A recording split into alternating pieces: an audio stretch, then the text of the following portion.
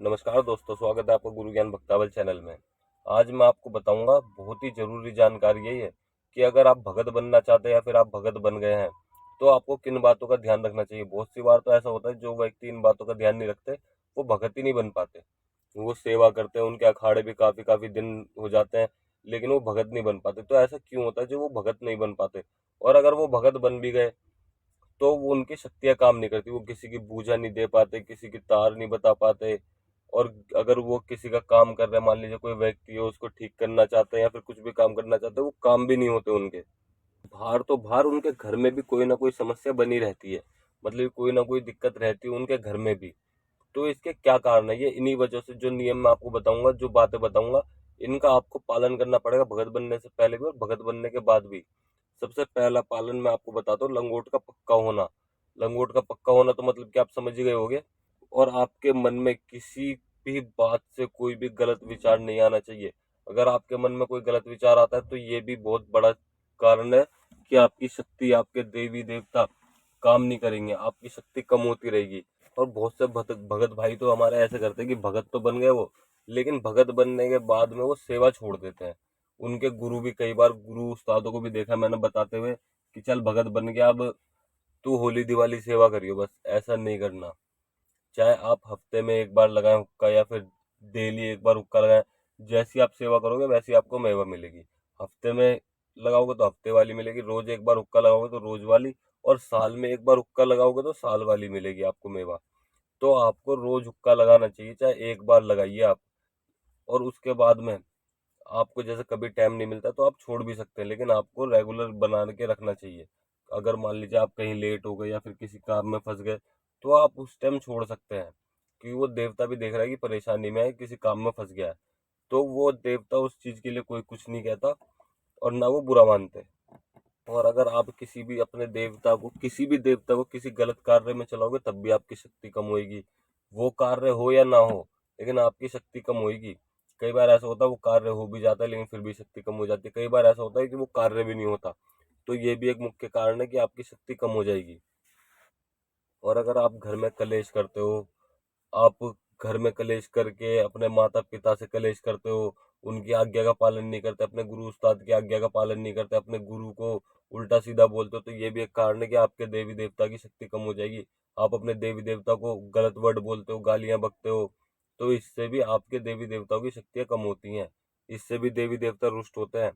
कई बार ऐसा देखा होगा कि आप सेवा कर रहे हो लेकिन आप देवता को गालियां बक रहे हो, देवता को बुरा भला बोल रहे हो। गलती आपने करी है, गलती आपने कुछ भी, चाहे आपने कोई भी गलती करी हो, लेकिन उसका जो गलत वो दोगे, आप ब्लेम करोगे, वो आप अपने देवता को ही दोगे कि इसकी वजह से ऐसा हुआ।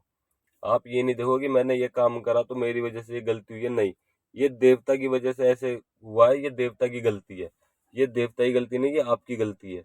और दूसरा और कारण ये होता है, जैसे मान लीजिए आपके घर में कोई खुशी आई, आपके घर में आपने कोई गाड़ी ली या फिर कुछ भी खुशी आई, आपके घर में कोई खुशी आई, चाहे आपने फोन ही खरीदा हो नया, आपने वो खरीदा, तो आप लड्डू, भोग प्रसाद, जो भी आप प्रसाद चढ़ाते हो, भगवान को चढ़ाते हो, ठीक। लेकिन अपने देवता को भी चढ़ाना चाहिए कि ये भी आपके लिए भगवान ही है। उन्हें भी चढ़ाओ और यहाँ भी चढ़ाओ, चाहे एक ही डब्बा ले लो आप, उसमें से पहले भगवान को चढ़ा दो फिर अपने देवी देवता को चढ़ाओ। ये भी बहुत जरूरी होता है, उन्हें भी भोग प्रसाद चाहिए, उनका भी मुंह मीठा कराओ। आपके घर में कोई खुशी आई, आप उनका मुंह मीठा कराओ। और अगर आपके घर में आप भगत नहीं हो और किसी भी देवी देवताओं की सेवा कर रहे हो, आपने किसी गुरु का हाथ पल्ला भी लिया है, गुरु से आपने गुरु दीक्षा भी ली है, आप फिर उनकी सेवा कर रहे हो, तो आपके पास आपके गुरु 24 घंटे नहीं रहेंगे। आपके माँ बाप पहले गुरु हैं, तो आप उनके चरण स्पर्श करके, उनके पैर छू के, माथा टेक के, उनसे आज्ञा लेके तब आप हुक्का सेवा साधना करो, कुछ भी करो, उसमें आपको सफलता मिलेगी। कोई भी आप कार्य करने जा रहे हो, कोई भी शुभ कार्य करने जा रहे हो, ठीक, तो अपने देवी देवताओं से बोलो कि बाबा जी या देवी देवता जो भी हैं, मैं ये कार्य करने जा रहा हूँ, मेरे साथ रहना, मेरे को इस कार्य में सफलता दिलाना। हर कार्य में आपको देवी देवताओं को पूछना है, हर कार्य में, चाहे वो आप शुभ कार्य के लिए जा रहे हो, अगर आप कहीं कई कई बार मैंने ऐसा देखा है कि लोग मुसीबत में फंसते ही तो देवता को याद करते हैं। मेरे सबल सिंह पोने, मेरे कलवा पोने, मेरी नथिया माई रानी है, मेरी कालका माई रानी है, मेरी शेरडो, ये मेरे झारपीर बाबा, ये मेरे गुरु गोरखनाथ बाबा। तो वो फंसने के समय तो अपने देवी देवताओं को याद करते हैं, लेकिन वो कभी भी अपने देवी देवताओं को खुशी में याद नहीं करते। खुशी में सिर्फ उन्हें पार्टी चाहिए, पार्टियां कर लिए, सब चीज कर रहे हैं, लेकिन वो खुशी के टाइम पे अपने माँ बाप को पूछते जल्दी से, और ना अपने देवी देवताओं को पूछते। तो सबसे पहले कोई भी खुशी का समय है, अपने देवी देवताओं को पूछो, अपने माँ बाप को पूछो, अपने इष्ट देव को पूछो। ये भी बहुत बड़ा कारण है कि आपके देवी देवता आपसे रुष्ट हो जाते हैं और आपकी शक्तियां कम हो जाती हैं। कि वो आज भगत बना तो आज से 12 साल तक उसके पास शक्ति रहेगी, 12 साल बाद शक्ति कम हो जाएगी। ये बहुत से लोग कहते हैं, लेकिन मैं इस चीज को नहीं मानता। इस चीज को क्यों नहीं मानता? कि अगर आप सेवा कर रहे हो ना रेगुलर, तो आपकी शक्ति भी रेगुलर बनी रहेगी। वो शक्ति कम नहीं होने की, वो शक्ति रेगुलर बनी रहेगी। तो ऐसा कहने वाली बात है कि 12 साल शक्ति रहती है, तो ऐसा कुछ नहीं है। शक्ति लाइफ टाइम रहेगी, आपके साथ रहेगी जब तक आप जीवित हो। इस वजह से आपको सेवा साधना करनी चाहिए टाइम के साथ।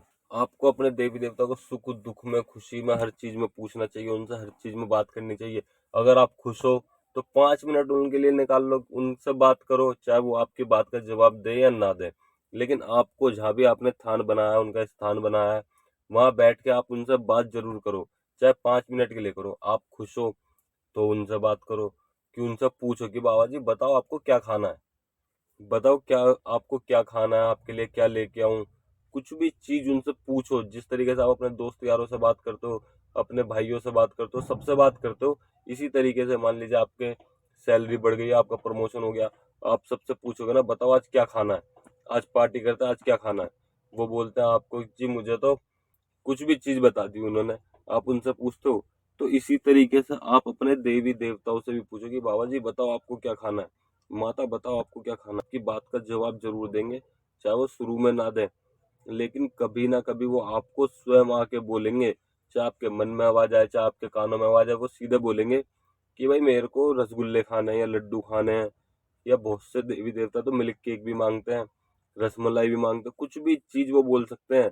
जरूरी नहीं आप कढ़ाई करो देवी देवताओं की, हुक्का लगाओ।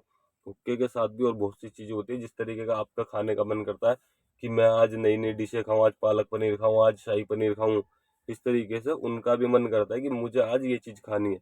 तो आप देवी देवताओं से पूछो कि मैं ये चीज, मेरे को इस चीज में सफलता मिली है, मेरा ये काम बना, आप बताओ आप क्या खाओगे। समझ गए? तो आपको इस तरीके से देवी देवता को एक अपने घर के सदस्य की तरह मानना है। वो आपके घर में आपको दिखेंगे भी, सब चीज करेंगे। अगर आप भगत बनने वाले हो तब भी इस चीज का पालन करो, और भगत बन चुके हो तब भी इस चीज का पालन करो, और फिर देखना चमत्कार। बहुत से भगत ऐसे होते हैं कि आपने अखाड़ा तो रख लिया, अखाड़े में भगत लोग कहते हैं, जो पंचायत बैठती है, जो निखारी करने के लिए बैठते हैं, वो कहते हैं कि भाई इस पे देवता नहीं खेल रहा, इस पे ये कमी है, इसकी चाल नहीं आ रही, इस पे वचन नहीं दे रहा ढंग से। मैं कह रहा हूँ इन चीजों को फॉलो करके देखो, और सामने वाला देखते ही ना पैर पकड़ ले आपके देवता के कि हाँ देवता ही खेल रहा है, पब्लिक बोलेगी कि देवता ही खेल रहा है। करके तो देखो, देवता के लिए जितना तुम करोगे देवता तुम्हारे लिए उतना करेगा। इस बात का आप अवश्य ध्यान रखिएगा। और आज के लिए बस इतना ही। अगर आपको और भी ज्यादा जानकारी चाहिए तो आप मुझे कमेंट कर दीजिएगा, मैं और भी जानकारी लेके आऊंगा आपके लिए। और आपको हमारे द्वारा दी गई जानकारी अच्छी लगी तो वीडियो को लाइक करें, चैनल को सब्सक्राइब करें और बेल आइकन दबाएं, ताकि हमारे द्वारा दी गई जानकारी आप तक समय पर पहुंच सके।